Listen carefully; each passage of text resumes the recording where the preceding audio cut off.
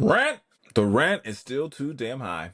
Buying a home feels impossible. And somehow we're told that the market is cooling. So what's really going on, as Marvin Gaye would say? I'm Richard Fowler. This is the front line, the real front line, where we give you context and no chaos, because isn't the world too chaotic? Let's get into this one. So right now, rent is still 30% above pre-2020 pandemic levels in many places.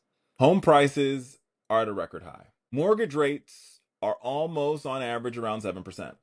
And this gets even worse because there's millions of Americans, according to the Department of Housing and Urban Development. Americans should not spend more than 30% of their income on housing costs. Millions of Americans are spending upwards of 40, 50, 60, and 70% of their income on keeping a roof over their head. And yeah, at one point in time, this would have been a thing that you would say, oh, well, that's not happening. That's happening to the people at the bottom of the economy. That's happening to income people. But no. It's happening to low income people, and we should be very concerned about that. But it's also happening to nurses, teachers, everyday people, people with college degrees, educated and the uneducated. It's impacting the entire marketplace. And on top of that, for many of the folks that used to qualify for housing benefits, right? So people who qualify for Section 8 housing, those programs, because of the need, because many of those programs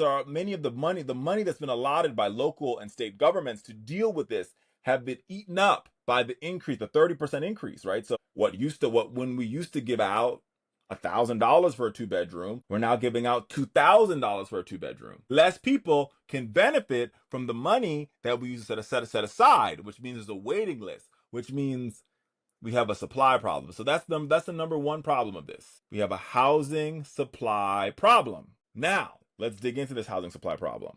The housing supply problem is happening for a number of different reasons. Number one, you have a patchwork of different regulations in different cities and different states at different times, right? Some of that housing regulation is based on the fact that for many cities, because they wanted to decrease the density that they had, like they didn't want a lot of high-rise buildings, they wanted to focus on single-family homes, is that like you're not allowed to build dense apartment buildings in those cities, right? So like instead of building like these high-rise apartment buildings, they focused on single-family homes. Single family homes are great if you're building a lot of them, but you can only build so much if you only have so much space. So that's thing one. And there wasn't enough homes being built.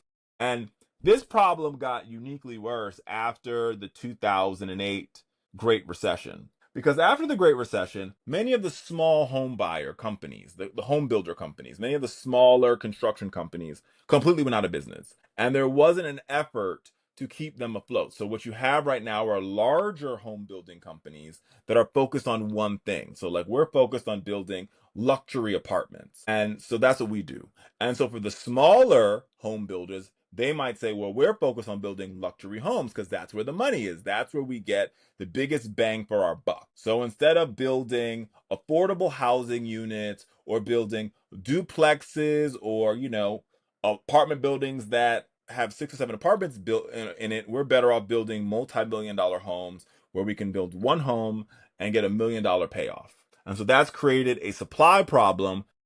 So you have a supply problem.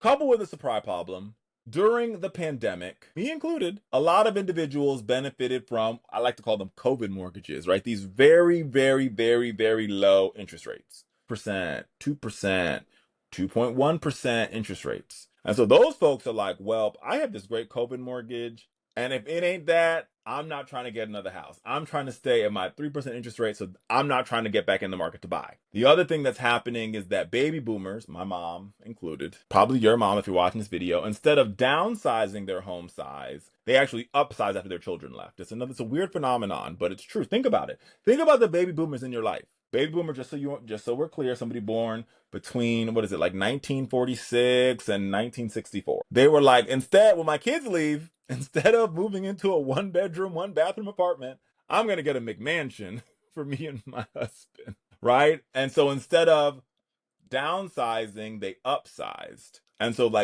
and what that created is there's not a succession of housing, right? So what the market expected to happen was for baby boomers to downsize, sell their home to a millennial or a Gen X, and then that allowed for housing succession. That didn't happen. So that's created a crazy supply problem. Fewer homes on the market for sale, people with lower rates not selling. So people are staying put, and that's keeping prices also higher. And here's the other problem why you're not seeing, this for a lot of middle class families, they don't have a lot of money in the stock market. They don't have these big 401ks, they don't have these immunities and these indemnities. So much of their wealth is in their home, right? And so politicians, Democrats and Republicans alike, are in this weird conundrum because if we start to build more housing, we sort of screw over our voter because our voter is the homeowner and the homeowner's wealth is in their home. So if we increase supply too fast, we actually dilute the wealth of the person that keeps us in office. So we have vested interest in helping our voter out who needs the wealth to stay in their house, right? And so this makes this thing feel utterly and totally impossible. First-time home buyers are blocked out. Renters can't save any money to become first-time home buyers because they're paying all their money to their landlord. And as a result of that, the wealth gap, that gap right here in the middle, it doesn't get smaller. It just keeps going like this every year. And the rich continue to get richer, and the middle class and the folks who are low income continue to become, and income inequality in America continues to become the thing wreaking havoc on our economy. And here we are.